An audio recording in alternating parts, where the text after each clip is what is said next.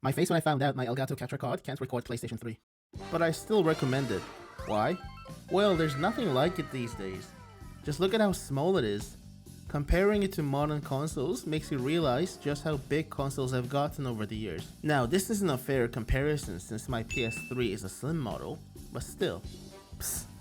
Do you know how easy it is to mod this console? You can run whatever software you like by modding it. It doesn't require any hardware modification. It can all be done via software. I'm not condoning piracy, but in case Sony decides to shut down the server, it's nice to have a backup plan. Games back then used to have varieties. What they lacked in quality was compensated with quantity. The amount of movie tie-in games were amazing. Most of them are pretty bad, but some of them are okay. The Simpsons game, released to coincide with the Simpsons movie in 2007, is a mediocre platformer that has the right amount of charm to combat its flaws. It doesn't follow the story of the movie, but rather its own unique story. Many argue the Simpsons peaked in the 90s, but I'd argue that they still had their soul before 2010. It's worth a play if you're a Simpsons fan. Did you buy a PS4 or PS5 just to play Spider-Man? Well, I've got news for you. PS3 has 6 Spider-Man games to choose from. They are, typical movie tie-in quality, but it's nice to have options. I still have fond memories of swinging through New York on Spider-Man 3 on a laptop just wasting my time. But unfortunately for everyone, many of these games were delisted from stores due to license expiring. So the only way to enjoy these mediocre games is to get a PS3 or Xbox 360.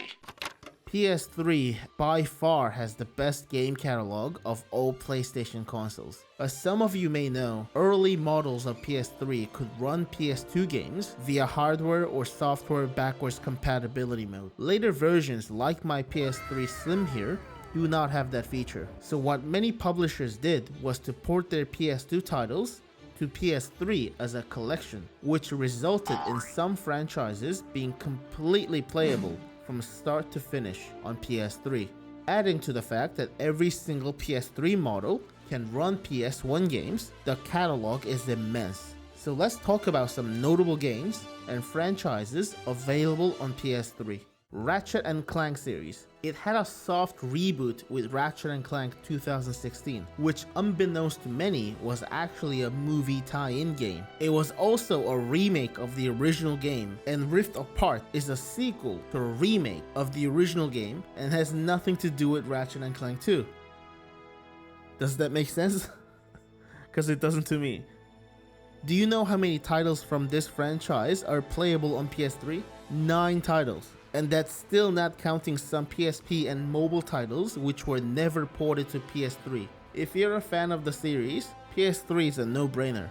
So what other games were left behind on the console? Metal Gear Solid 4, a game that is coming soon to PC and consoles near you, was stranded on PS3 for many years. I have this awesome collection that contains every single Metal Gear Solid game except Rising, 5, and Survive. Some fans might not even consider that as a downside. Compare this to what Konami is charging us now, you can tell that they need money. PlayStation All-Stars Battle Royale. No. I mean, it's an interesting concept. Nintendo has Smash Bros. Why not do our own thing? It definitely looks like fun, but since the server has shut down, you will only be able to play against bots by yourself. It's definitely an easy cash grab since other companies have caught on to this idea as well. Multiversus by Warner Brothers created a lot of buzz during its playtesting release. Strange Sony abandoned this game altogether. Certain franchises pumped out several titles for the console and decided to pull the plug or reboot afterwards. Ratchet & Clank series I mentioned being a good example.